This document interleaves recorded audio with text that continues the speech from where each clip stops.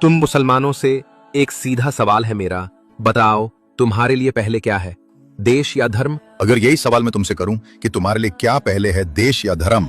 देश पहले। धर्म तो मेरा निजी मामला है, लेकिन देश सबका है। अगर देश ही नहीं रहेगा तो धर्म क्या करेगा?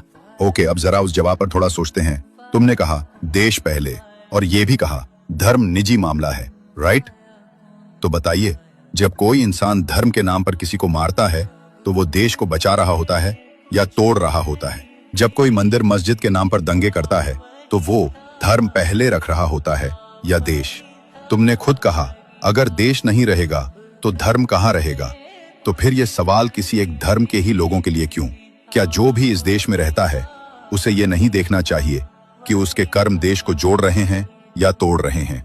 अब एक और बात पूछूं, अगर देश पहले है तो क्या धर्म के नाम पर किसी की आजादी छीनना देश प्रेम है? क्या किसी को वंदे मातरम के लिए मजबूर करना या किसी को गौ माता के नाम पर मारना देशभक्ति है या देशद्रोह? हम तो बस इतना चाहते हैं कि सब देश के नियम माने। बहुत अच्छी बात है, लेकिन क्या देश का संविधान ये आजादी नहीं देता कि हर इंसान अपने धर्म को माने जब तक वो कानून नहीं तोड़ता?